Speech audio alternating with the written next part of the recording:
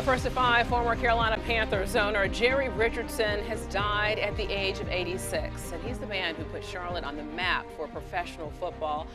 Well, good evening. Thanks for joining us at 5. I'm Alicia Barnes. And I'm Brian Blakely. Richardson leaves behind a legacy that reaches far beyond just the Carolinas. Queen City News, the official home of the Carolina Panthers, and we have reporters spread across the area covering the passing of Richardson. We want to start with Robin Kennedy live outside of Bank of America Stadium. And Robin, while his name is heavily tied with the black and blue, his legacy was also marred by controversy.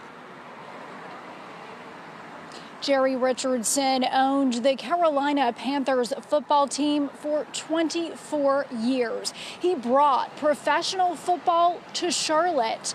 That was a big moment for the city, a time of celebration. But how his career ended in controversy with his resignation and his statue, which once stood here, taken down, that will also be remembered. A moment to celebrate. The Carolina Panthers bring home the NFC Championship title to Bank of America Stadium in 2016 with their owner, Jerry Richardson. Over the years, there were ups and downs.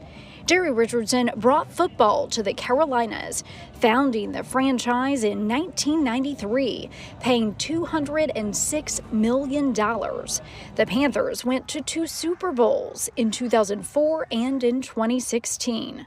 But not even 2 years later came the fall of Jerry Richardson. He resigned in December 2017 when allegations of sexual and racial misconduct in the workplace surfaced. Current Panthers owner David Tepper bought the team in 2018 for $2.2 billion.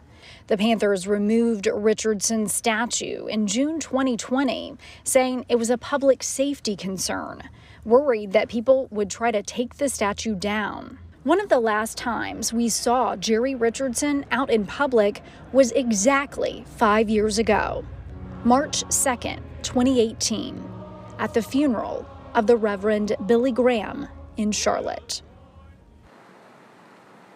Jerry Richardson's family says his funeral services will be private, but there will be a public celebration of his life at a later date. I'm live at Bank of America Stadium. Robin Kennedy, Queen City News. All right, Robin, thank you for that. Well, since Richardson's death, there has been just a ton of reaction, both online and around the Queen City.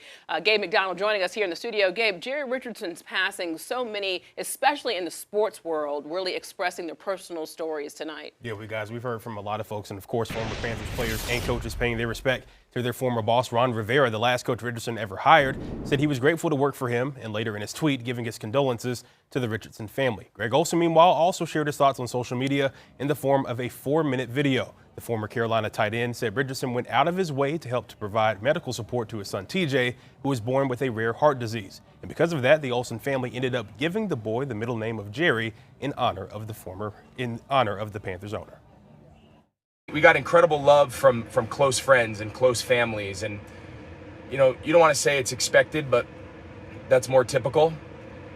We got love from a man that was my employer. He was my boss. He was not a close personal friend at the time, and he went above and beyond to bring love and bring comfort to a family at its toughest time.